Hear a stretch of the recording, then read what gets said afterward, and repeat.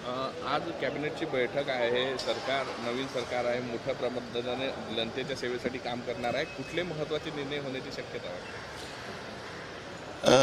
अतिशय महत्त्वाचा आणि मोठा मॅन्डेट महाराष्ट्राच्या जनतेने दिल्यानंतर सरकार आता ॲक्शन मोडमध्ये आहे. लोकहिताचे सर्व निर्णय आम्हाला करायचे आहे.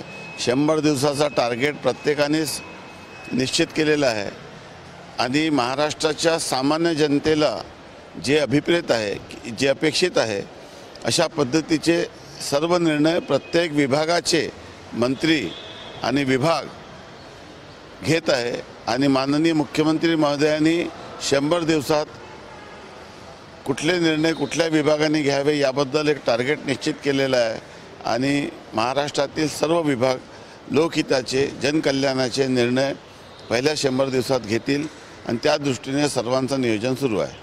आपण खनिकर्म मंडळाचे अध्यक्ष राहिलेल्या नवीन वाळू धोरण येणार आहे. मोठ्या प्रमाणात जे अवैध तस्कऱ्या केल्या जाते, ज्या पद्धतीने वाळू धोरण गेलं, नद्या उपसल्या जाते, त्यासाठी महसूल मंत्री म्हणून बावनकुळे साहेबांनी सांगितलेलं आहे का व्यवस्थित असं वाळू धोरण आहे? नाही, मागील अनेक वर्षात वाळू धोरणामध्ये मी अनेक सुधारणा केल्या, परंतु ही बाब सत्य आहे की सरकारने किती जरी धोरणं आणली, कुठल्याही पक्षाचं सरकार आलं, कुठल्याही पक्षाचा मंत्री आलं, तरी वाळू माफिया मात्र वेगवेगळ्या पद्धतीने त्या धोरणाची पायमल्ली करत असतात आणि त्यामुळे आता आम्ही खूप अभ्यास या संदर्भामध्ये करत आहोत.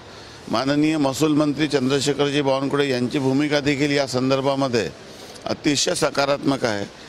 ते देखील या जिल्ह्याचे पूर्वी पालकमंत्री होते. त्यांना वाळूच्या संदर्भामध्ये सर्व प्रश्नाची जाण आहे. सरकारला वाळूतून महसूल प्राप्त करून घ्यायचं नाही आहे, तर सामान्य माणसाला वाळू मोफत दरात किंवा स्वस्त दरात मिळाली पाहिजे.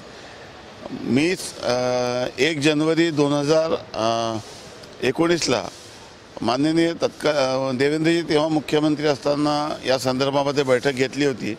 आम्ही घरकुलच्या लाभार्थ्यांना मोफत वाळू देण्याचा निर्णय घेतला आणि आता देखील घरकुलच्या लाभार्थ्यांना मोफत वाळू देण्याचा निर्णय असो, की सामान्य जनतेला किफायतशीर दराप्रमाणे वाळू मिळाली पाहिजे, पर्यावरणाचा जास्त नाश न होता, आणि त्यामुळे क्रश सँडनं प्रमोट केलं जात आहे.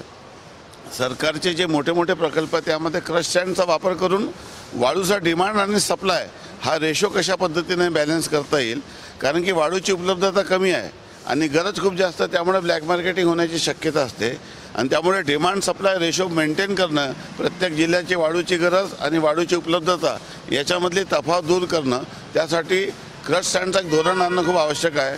माननीय महसूल मंत्री या संदर्भामध्ये अतिशय प्रामाणिकतेने काम करत आहे आणि लवकरच वाळूच्या संदर्भामध्ये लोकांना अपेक्षित असलेला निर्णय येईल असं मला देखील अपेक्षित आहे. HMPB संदर्भात न्यायालयामध्ये एक जनहित याचिका दाखल करण्यात आलेली आहे. त्यांची अशी मागणी आहे की न्यायालयाने राज्य सरकारला आदेश द्यावे की या संदर्भात आताच टास्क फोर्स स्थापन करून उपाययोजना करावी. नाही, सरकार अतिशय अलर्ट मोडमध्ये आहे. पूर्वीचं कोरोनाचा इम्पॅक्ट बघता या संदर्भामध्ये जे काही आवश्यक उपाययोजना आहे ते करण्यात येईल. कोणाला हायकोर्टात याचिका दाखल करण्यात याचा वैयक्तिक अधिकार आहे, परंतु कोणी याचिका दाखल करो की न करो, सरकार या संदर्भामध्ये अतिशय गांभीर्याने आवश्यक ते उपाययोजनांनी काळजी करत आहे. जंगल सफारीमध्ये ज्या जिप्शांनी वाघाला घेरलं त्या संदर्भात देखील स्वतः कोर्टाने संज्ञान घेतलं आणि मुख्य वनरक्षकांना या संदर्भात अहवाल देण्याचे आदेश दिले. नाही, मी स्वतः या मताचा आहे की जी घटना घडली ती अतिशय दुर्दैवी आहे. उत्साहात काही लोक काही करतात. शेवटी वन्य प्राण्यांना कुठल्याही पद्धतीचं त्रास होऊ नये, एस्पेशली जेव्हा तिने 5-5 बछडे दिले होते, त्या अशा परिस्थितीमध्ये ज्या पद्धतीची घटना झाली ती दुर्दैवी आहे. या संदर्भामध्ये कठोर ॲक्शन घ्यायलाच पाहिजे. मला देखील ही घटनेची माहिती मिळालेली आहे आणि सरकार या संदर्भामध्ये अधिक गंभीर पावलं उचलतील. मी देखील या संदर्भामध्ये आपल्या विभागाच्या अधिकाऱ्यांना, म्हणजे मी स्वतः एक पेंचमधला मतदारसंघाचा प्रतिनिधी देखील आहे, त्यामुळे अशा पद्धतीची घटना होऊ नये. आपण एक तर जंगलात जातो आणि तिथे गेल्यानंतर त्याची जी एक वागणूक कशी असली पाहिजे, जिप्सीचं जे कोर्टाने जे निर्बंध घातलेले त्याचं पालन न करणाऱ्या लोकांवर कठोर कारवाई व्हायलाच पाहिजे.